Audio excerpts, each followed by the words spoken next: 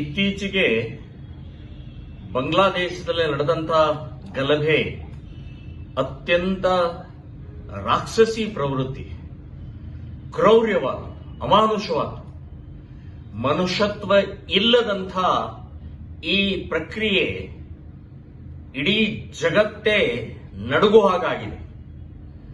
ಅದು ಕೂಡ ಹಿಂದೂಗಳ ಮೇಲೆ ಅಮಾನುಷವಾಗಿ ಏನೇನೂ ಸಂಬಂಧ ಇಲ್ಲದಂತ ಶಾಂತವಾಗಿ ತಮ್ಮ ಪಾಡಿಗೆ ತಾವು ಜೀವನ ಮಾಡ್ತಾ ಇರುವಂತ ಬಾಂಗ್ಲಾದೇಶದ ಹಿಂದೂಗಳ ಮೇಲೆ ಅತ್ಯಾಚಾರ ಮಾಡಿದ್ದು, ಕ್ರೌರ್ಯ ನಡೆಸಿದ್ದು ಖಂಡನೀಯವಾದ.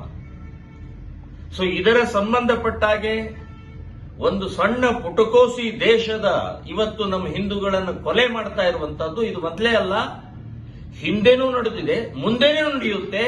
ಪ್ರಧಾನಮಂತ್ರಿ ಕೇಂದ್ರ ಸರ್ಕಾರ ಬಾಯಿ ಮುಚ್ಕೊಂಡು ಕೂತ್ಕೊಂಡ್ರೆ. ಸೊ ಇಷ್ಟು ಇಡೀ ದೇಶ ನಿಮ್ಮ ಮೇಲೆ ನಂಬಿಕೆ ಇಟ್ಟಿದೆ, ವಿಶ್ವಾಸ ಇಟ್ಟಿದೆ. ಒಂದು ಪುಟಕೋಸಿ ನಮ್ಮಿಂದನೇ ಹುಟ್ಟಿದಂತ ಈ ದೇಶದ ಮೇಲೆ ಇವತ್ತು ಹಿಂದೂಗಳ ಮೇಲೆ ದೌರ್ಜನ್ಯ ನಡೀತಾ ಇರುವಂತಹದ್ದು, ನೀವು ಮೌನವಾಗಿರುವುದು ಅಸಹನೀಯವಾದ್ದು. ಸೊ ಇದರ ಸಂಬಂಧಪಟ್ಟಾಗೆ ಬೆಂಗಳೂರಿನಲ್ಲಿ ಕೇಂದ್ರದ ಕಚೇರಿಯ ಬಿಜೆಪಿಯ ಕೇಂದ್ರ ಕಚೇರಿಯಾದಂತಹ ಆ ಕಚೇರಿಯ ಎದುರುಗಡೆಗೆ ಶ್ರೀರಾಮ ಸೇನೆ ಸಂಘಟನೆಯಿಂದ ಪ್ರತಿಭಟನೆ ಮಾಡುವಂತಹ ನಿರ್ಧಾರವನ್ನು ಮಾಡಿದ್ದೀವಿ. ನೀವು ಕೇಂದ್ರ ಸರ್ಕಾರದ ಮೇಲೆ ಒತ್ತಡ ತನ್ನಿ.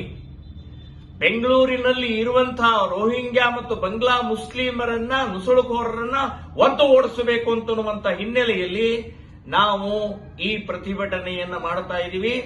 ಬರುವಂತ ಸೋಮವಾರ 12ನೇ ತಾರೀಕು ಬೆಳಗ್ಗೆ 11 ಗಂಟೆಗೆ ನಾವು ಈ ಪ್ರತಿಭಟನೆ ಹಮ್ಮಿಕೊಂಡಿದ್ದೀವಿ.